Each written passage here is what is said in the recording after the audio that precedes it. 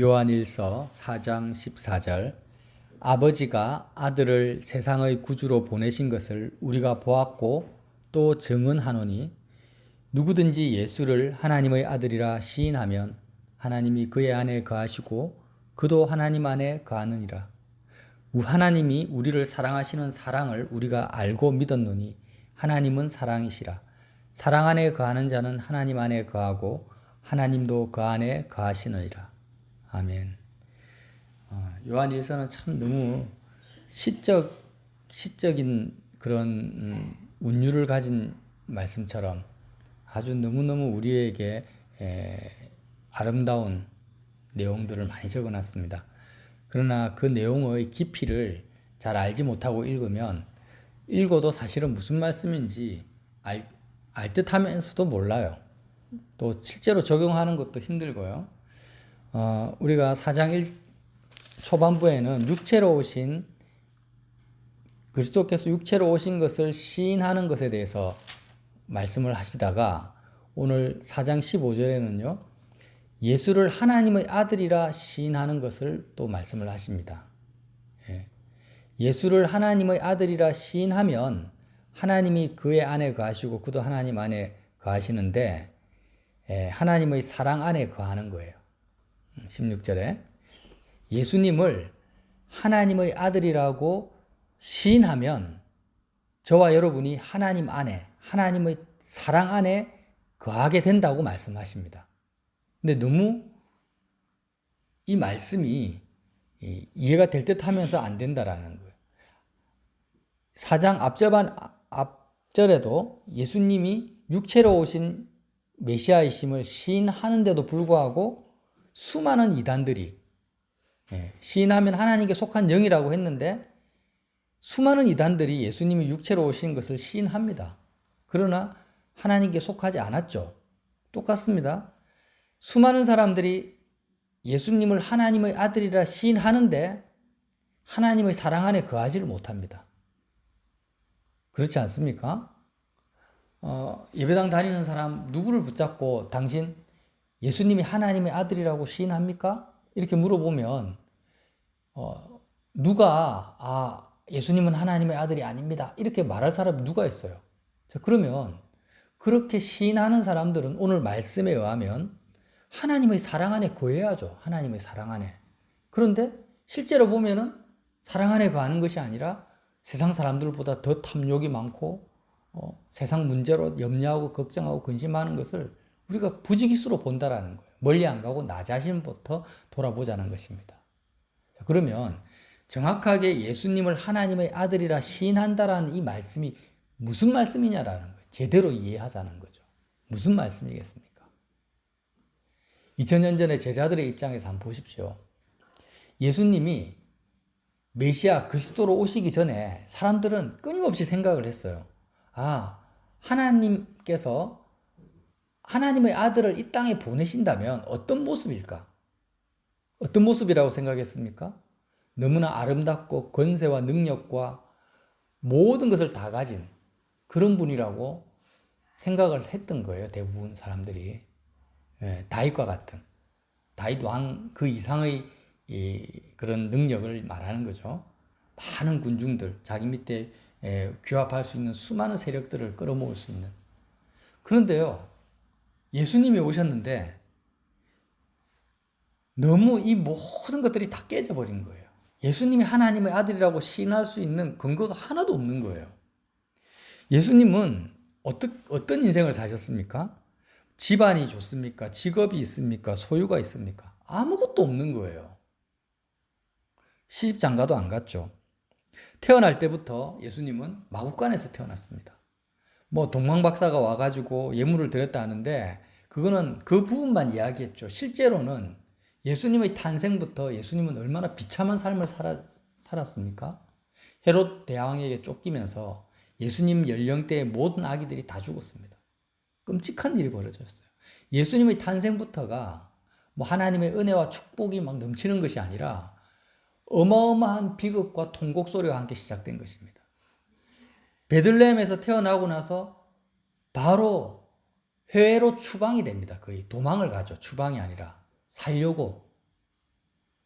먹고 살려고가 아니라 진짜 목숨이 위험해가지고 요셉과 마리아는 예수님을 데리고 애굽으로 피난을 갑니다. 헤롯 대왕이 죽을 때까지 기다리다가 이제 시골 총구석인 나사렛이라는 동네로 와서 30세가 될 때까지 예수님은 정말 그 시대 가장 비천한 직업, 3D 업종, 아무도 알아주지 않는, 정말 요즘 같으면 막노동하는 사람 정도밖에 안 되는 그런 목수의 직업을 가지고 평생을 사십니다. 뭐 교육을 제대로 받은 것도 아니고 명문 학교를 나온 것도 아닙니다. 그렇다 해서 34살 될 때까지 재산을 모은 것도 아니에요. 그런 예수님이 나중에는 어떻게 됩니까? 그나마 이제 이적과 기사를 좀 일으켜가지고 사람들에게 좀 유명해지고 알려졌는데 결국 모든 사람이 예수님을 다 버리고 배신하고 십자가에 못 박아 죽여버립니다. 그러면서 이 모든 사건 앞에서 그런 예수님을 하나님의 아들이라고 시인하느냐라는 겁니다. 시인이 됩니까? 우리는 알아요. 우리는 예수님이 나중에 부활하셔가지고 다시 부활하셨지.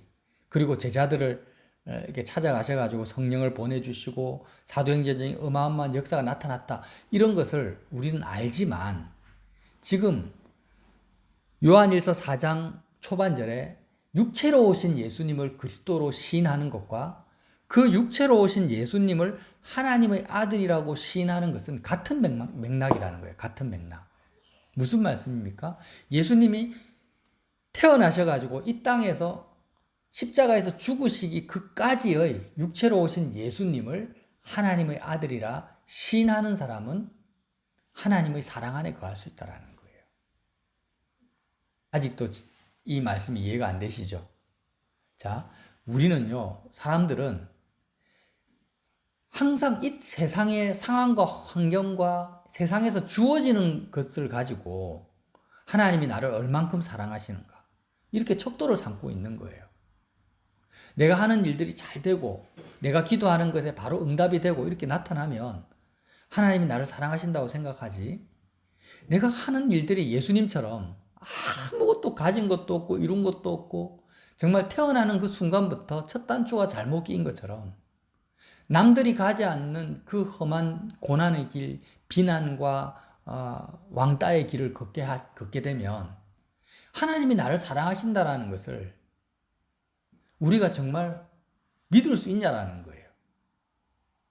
못 믿습니다. 우리는 그를 믿을 수 있는 근거가 없어요. 그런데 그런 우리에게 예수님이 오셔가지고 보여주신 거예요. 자, 나는 하나님의 아들이다. 이렇게 말씀하시는 거예요. 정말 예수님의 그 이 땅에서의 삶은요,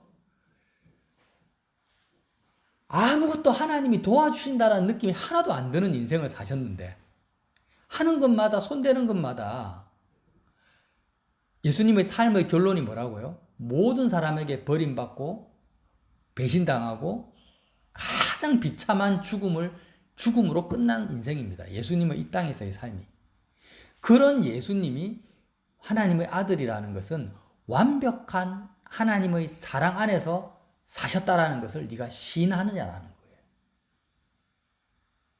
그걸 시인하느냐라는 거예요.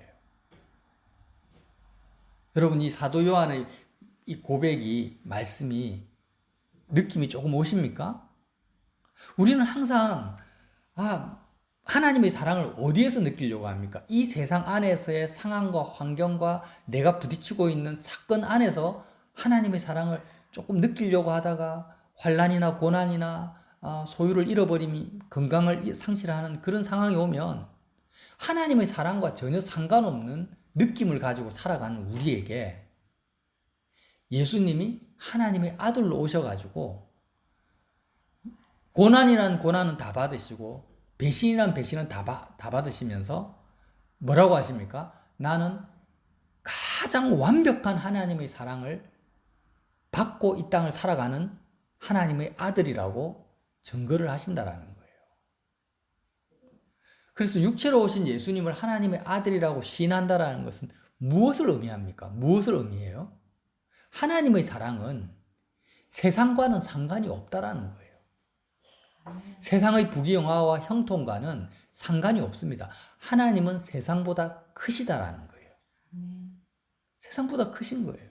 그래서 우리가 왜 세상에 갇혀서 세상 권세에 눌려서 살아가는 우리가 하나님의 사랑 안에 거하지 못합니까? 하나님의 사랑이 세상보다 크다라는 것을 모르는 거예요. 예수님은 어떻게 완벽하게 태어나면서 죽는 순간까지도 하나님의 완벽한 사랑 속에 사셨을까요? 예수님이 느꼈던 하나님의 사랑은 과연 뭘까요? 돈이나 물질이나 명예나 인기나 세상 일의 잘됨이 아니라는 것은 우리가 분명히 압니다. 예수님이 경험한 하나님의 사랑은 세상과 상관이 없는 것이고 세상보다 크신 하나님이라는 거예요. 어떤 환경과 상황 속에서도 우리는 하나님의 사랑 안에서 살 수 있다라는 것을 예수님이 보여주셨고, 그리고 우리로 하여금 그 사랑 안으로 인도하시는 분이 바로 육체로 오신 그리스도라는 것입니다. 예수님이 하나님의 아들이라고 시인하는 그 사람은 어떤 믿음을 가진 사람이냐? 어떤 사람이냐? 스데반 집사님처럼 모든 사람에게 돌을 치잖아요. 돌로 스데반 집사님 찍어버리잖아요. 그런데 스데반 집사님의 마음은 어디에 있었습니까? 완벽한 하나님의 사랑 안에 있었다라는 거예요. 그뿐입니까? 예수님을 하나님의 아들로 시인하는 그 초대교회의 모든 사람들이 사자밥이 되고 불에 타 죽고 껍질이 벗겨져서 죽고 톱에 쓸려 죽고 부모나 아들이 자기 눈앞에서 불타 죽는 것을 보면서도 그들은 그런 상황과 환경과 전혀 상관없이 하나님의 사랑 안에서 살았다라는 겁니다. 이것이 바로 놀라운 일이라는 거예요. 예수님 믿다가 예수님을 하나님의 아들이라고 시인하다가 사업하다가 사업이 좀 안 되니까 하나님 나를 사랑하지 않는가 봐. 하나님 나는 왜 이렇게 인생이 꼬입니까? 이렇게 말하는 사람이 아무도 없었던 거예요. 그리스도를 하나님의 아들로 시인한다라는 것은 바로 이러한 믿음을 말하는 거예요. 여러분. 이해가 되십니까? 그래서 지금 내가 처한 이 세상의 상황과 문제와 환경에 우리는 항상 끌려다닙니다. 그게 종속되어가지고 우리의 마음이 밀착되어가지고 함몰되어서 살아가니까 하나님의 사랑이 느껴지지 않고 나라는 존재 자체가 내 마음의 전부가 똥통 같은 더럽고 냄새나는 영적으로 말이에요. 영적으로. 그런 똥통 같은 세상 속에 푹 빠져 있으면서 하나님의 사랑이 왜 안 느껴지냐고 계속 말을 하고 있는 거예요. 그래서 우리는 질주합니다. 사람들은요. 세상 안에 들어가서 그냥 멈춰 있는 것이 아니라 고삐 풀린 망아지처럼 우리의 생각과 마음은 끊임없이 돌아가요. 브레이크가 요즘 보면은 자동차 하다가 급발진하는 자동차 있잖아요. 브레이크를 잡아도 브레이크가 안 잡혀요.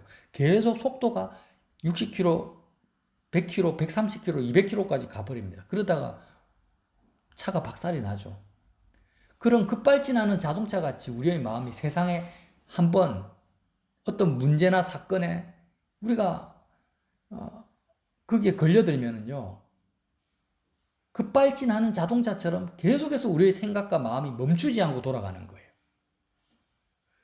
계속 이제 그렇게 가다가 언제 멈추냐? 언제 멈추냐?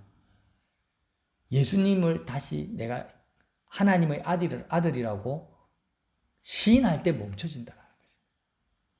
예수님이 하나님의 아들이라고 시인할 때 그 급발진하는 차량이 멈춰집니다. 우리의 마음과 생각이.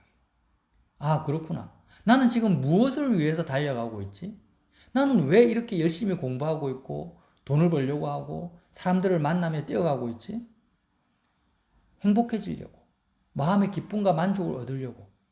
그런데 예수님을 하나님의 아들이라고 시인하는 순간, 예수님은 이 세상에 그 누구보다도 많은 것이 아니라 아무것도 가진 것이 없는 그런 육체로 오셨는데도 완벽한 하나님의 사랑 안에 사셨는데 나는 왜 예수님을 하나님의 아들이라고 고백하면서 이 세상 속에서 기쁨과 만족과 행복을 찾으려고 이렇게 멈추지 않고 달려가고 있지?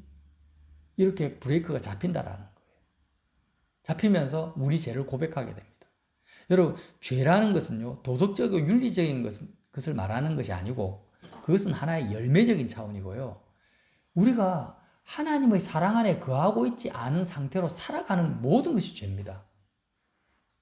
이해가 되십니까? 내가 하나님 안에 살지 않아요. 그냥 세상 속에서 계속 내 생각과 마음이 질주하고 있는 거예요. 그 상태 자체로 행동하고 말하는 삶 전체가 죄입니다. 하나님과 분리된 상태. 그래서 요한 1장에 뭐라고 합니까? 만일 우리가 우리 죄를 자백하면 저는 미쁘시고 의로우사 우리 죄를 사하신다고 했잖아요.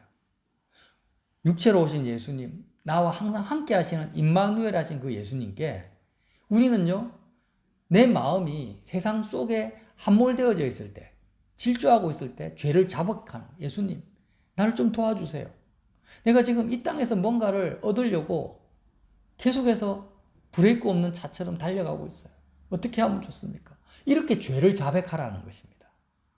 그러면 주님이 오셔가지고 아무개야, 나는 하나님의 아들이야. 육체로 내가 이 땅에 산 이 그리스도가 내가 하나님의 아들이야. 나는 완벽한 하나님의 사랑 속에서 세상을 이겼단다. 나와 함께 가자. 나는 너와 함께 있어. 나에게 더 도움을 구해. 나의 이름을 불러. 내가 하나님의 아들이라는 것을 시인해. 그러면 너도 아들의 영을 받게 된다. 주님이 우리를 건져내시는 거예요. 구주, 구세주, 건지시는 분이죠. 우리를 어디서요? 세상에서 건지셔가지고 스데반 집사님이나 열두 사도나 초대교회 성도들처럼 세상과 상관없이 하나님의 사랑 안에 들어가게 하시는 것입니다. 죽음이 내 목전 안에 있어도, 목전 앞에 있어도, 내 앞에 바로 죽음이 있고 내가 지금 불구덩이 속에 있다 할지라도 이 땅에서요, 육신적으로 나는 하나님의 사랑 안에서 살 수 있다라는 것입니다. 그게 뭡니까? 예수님을 하나님의 아들로 시인하는 믿음이라는 거죠. 말씀을 마치겠습니다. 여러분, 예수님은 하나님의 아들입니다 라고 고백할 때 육체로 오신 예수님을 한번 생각해 보십시오. 그분이, 예수님이 어떻게 하나님의 사랑을 체험했을까? 무엇을 근거로? 하나님의 사랑은요, 세상과 상관이 없습니다. 세상보다 더 크십니다. 사람들은 모릅니다. 그냥, 세상이 전부인 줄 알고 있는 거예요. 내가 처한 상황이 다인 줄 알고 있는, 그게 아니라는 거예요. 세상보다 크신 하나님 안으로 들어갈 수 있다는 것입니다. 그리고 일단 하나님 안으로 들어가면 내가 처한 모든 상황과 환경은 나를 요동하거나 나의 평강을 빼앗아가거나 나의 기쁨을 감소시킬 수 있는 그 능력이 세상은 없습니다. 그런 권세가 세상은 없습니다. 우리는 세상 권세를 이길 수 있는 하나님의 아들들이라는 것입니다. 주님이 부활하셔서 뭐라고 하셨습니까? 두려워 떠는 제자들에게, 다락방에서 숨어서 두려워 떠는 제자들에게 너희에게 평강이 있을지어다. 두려워하지 말라. 내가 세상을 이겼다고 말씀하신 거예요. 예수님은 원래부터 세상을 이기고 사셨죠. 공생의 기간 전체가 세상을 이긴 삶이셨지만 이제 십자가와 부활 사건을 통과하고 나서 제자들에게 말씀하시는 거예요. 내가 완벽하게 이겼으니까 이제 나의 이름을 불러라. 내가 바로 하나님의 아들인 것을 네가 시인해라. 그러면 너는 할 수 없지만 내가 너를 십자가로 이끌어갈 것이고 세상에 대해서 죽게 할 것이고 하나님의 나라에 대해서 살게 할 것이고 너가 어떤 환경, 어떤 고난을 당한다 할지라도 이 땅에서 너는 하나님의 완벽한 사랑 안에서 기뻐하며 평강을 누릴 수 있도록 내가 도와줄게. 내가 너를 인도해 줄게. 이렇게 주님이 다가와 주신다라는 것입니다. 그래서 저와 여러분이 이 땅에서 이 세상 속에서 하나님의 사랑을 찾으려고 하지 말고 세상보다 크신 그 하나님 안으로 들어가서 그렇게 나를 인도하시는 그리스도의 이름을 불러서 하나님의 사랑 안에 거하시기를 예수님 이름으로 빌어드립니다.